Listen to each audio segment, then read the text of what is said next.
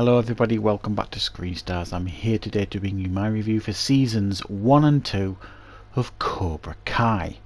Now this is a show that when it first started, a couple of years ago, I did see the first couple of episodes, and I think I actually reviewed them on the channel.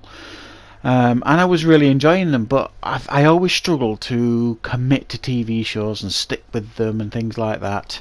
However, now with this show on Netflix, and I picked up seasons 1 and 2 on DVD as well over Christmas, I've been able to catch up with seasons 1 and 2, and I am going to binge watch season 3 as well. And I wanted to get my reviews up on the channel because this show has blown up massively over the last couple of years, and it is quickly becoming arguably the top show in the world right now. And there's so much criticism being thrown at many of people's favourite long-running TV shows. You know, you've got your Star Trek, you've got the Star Trek fan base now getting very, very toxic towards what's happening with that franchise. You've got the Doctor Who fan base getting very, very toxic what's happening with that franchise. Same with Star Wars. It seems like, you know, there's a lot of pushback on some of the things they're trying to do with people's most beloved franchises. And then who would have thought that the Karate Kid needed to make some kind of comeback? I mean, the Karate Kid films are certainly the first couple, some of the 80s, you know, top nostalgia films, absolutely, and I would love to get around to reviewing certainly the first 3 of them on the channel. Huge amount of fun, very nostalgic and very uplifting stuff. But who'd have thought that it could get this second life in this day and age? And it just has with this show.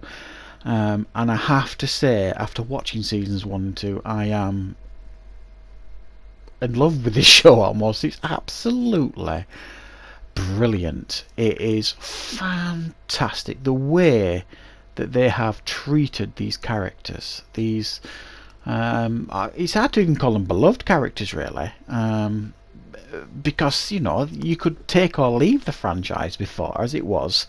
This show has actually made these characters breathe new life into them in such a way that it's given the whole franchise a whole new outlook, if you like, and it's remarkable what they've done. Really fantastic. And what I really like about this as well, this show, is how they have managed to bring on board all the familiar faces that you remember from the movies. Brilliant stuff.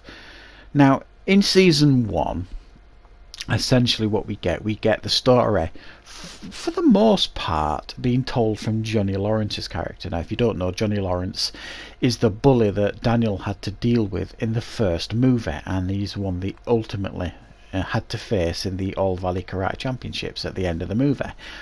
And at the beginning of this film, Johnny's really down on his luck. He loses his job. He's not going anywhere. He rediscovers his love for karate, and he decides to set up Cobra Kai once again. He has a run-in with Daniel.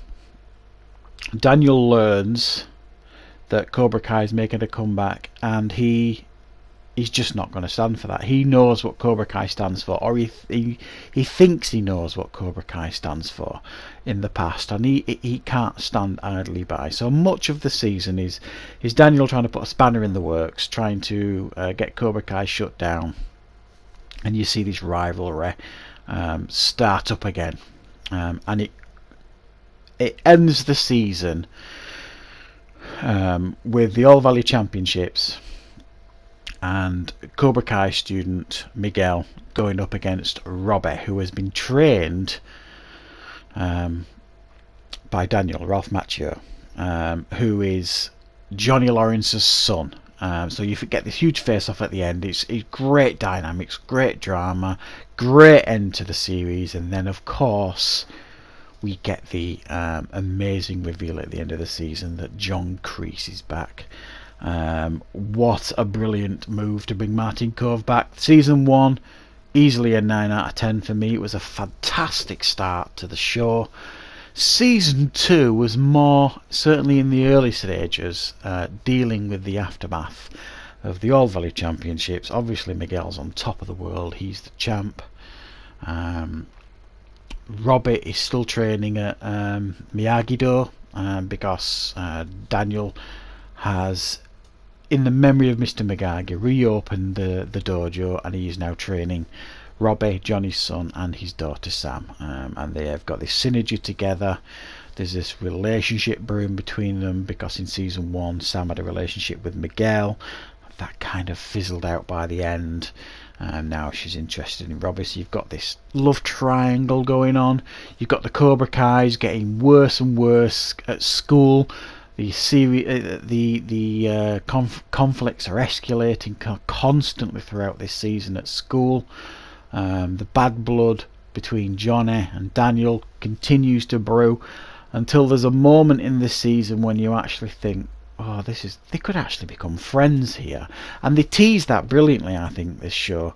It's almost like in X-Files. You remember in X-Files, you've got the two characters in X-Files, and they tease this relationship, and you thought, oh, do it.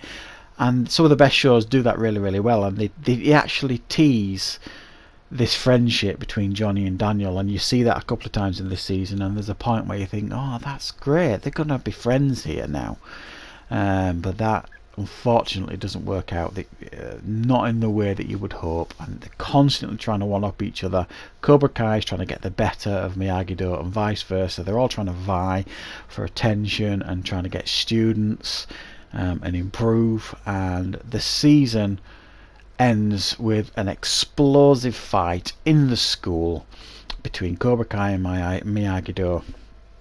Really nicely put together, brilliantly done, and ends in tragedy at the end of the season. So I think it's fair to say I really, really enjoyed season 2 of Cobra Kai. I liked what they did with it. I thought it was there was a little bit of a lull in it here and there. The relationship between Johnny and Kreese, you could see how that was developing and how it ultimately broke down. And you can see as well what a complex character Johnny is in this show. I mean, Daniel is Daniel. He's still the Daniel that we remember from all those years ago in the Karate Kid films. At his very core, he's a good man trying to do the best thing for him and his family and his students. Johnny's a far more complex character who is also trying to do the right thing in his way, but his life is not on the right tracks like Daniel is, and but he's really trying to do right by him and Miguel and his students, and it all goes a bit pear-shaped for him as well this season. So nicely done. I don't think it was just as strong as season 1, but I'm nitpicking a little bit there. I thoroughly enjoyed it, and I thought the finale was absolutely fantastic. So I'm going to give it an 8.5 out of 10 season 2. So that is my thoughts on season 1 and season 2 of Cobra Kai. An incredible show. The strength of the show as well is the bite-sized episodes. They're 30 minutes long for the most part. Really easy to watch, really easy to binge watch. They're on Netflix now. Netflix has taken them over and just exploded it to a whole new level. And it's a thoroughly enjoyable show. I've just recently watched Mandalorian 1 and 2. Love that. I have to say, I think I prefer this show to that. I just think it's absolutely fantastic. It's a really good show, some really fun feel-good moments in it, and some good drama too. So really enjoying it, and I cannot wait for season 3.